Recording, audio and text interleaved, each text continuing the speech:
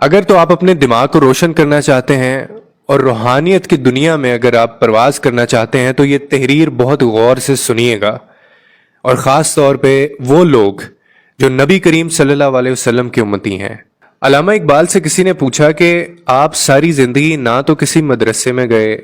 نہ ہی کوئی درس نظامی آپ نے سیکھا اور نہ ہی آپ نے کوئی کورس کیا،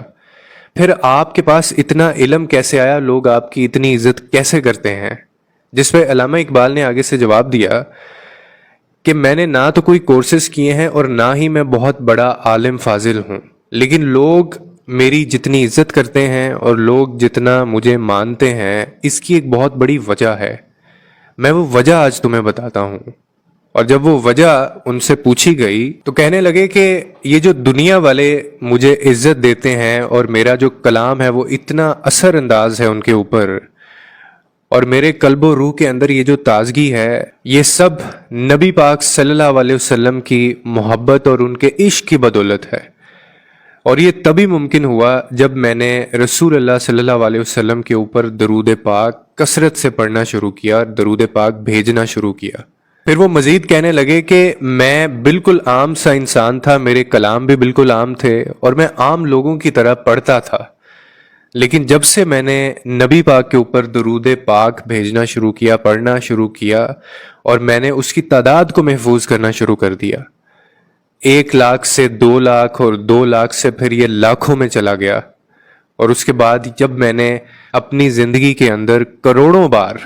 نبی پاک صلی اللہ علیہ وسلم کے اوپر میں نے درود بھیجا، تو تب مجھے ایک چیز کا شدت سے اندازہ ہوا کہ یہ صرف اور صرف ان سے محبت اور ان سے عشق کی بدولت ہے کہ لوگ مجھ سے اتنی محبت کرتے ہیں۔ اور وہ کہنے لگے کہ یہ ورد کرنے سے اللہ تعالیٰ نے میری روح کو، میرے دماغ کو اور میرے دل کو روشن کر دیا۔ جب میں کلام لکھنے بیٹھتا تو لفظ بارش کی طرح اترتے، اور مجھے کبھی مشکل نہیں ہوئی زندگی میں لکھنے میں یا لوگوں تک کوئی بات پہنچانے میں۔ اور جب علامہ اقبال سے یہ پوچھا گیا کہ آپ کو یہ راز کیسے پتا چلا، تو آپ نے آگے سے فرمایا کہ میرے ایک عزیز تھے جو کہ ایئر فورس کے اندر تھے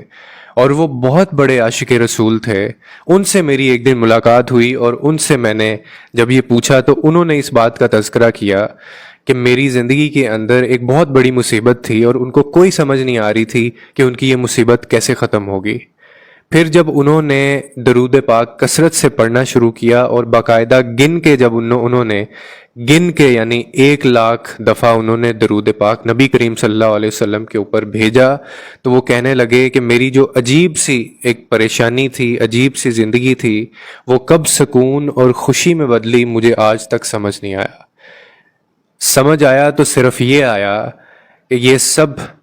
نبی پاک صلی اللہ علیہ وسلم کے اوپر درود بھیجنے کا نتیجہ ہے۔ اتنا اثر ہے اس کلام کے اندر اور اتنی طاقت ہے اس کلام کے اوپر کہ علامہ اقبال جیسا بندہ جس کو ہم سنتے ہیں، مانتے ہیں، ان کے نہ جانے کتنے لوگ ان کے عاشق ہوں گے، کتنے لوگ ان کے فین ہوں گے، پڑھتے ہوں گے، وہ یہ کہہ رہے ہیں کہ میری زندگی کے اندر بدلاؤ کب آیا ہے، لوگوں نے میری عزت کب کی ہے،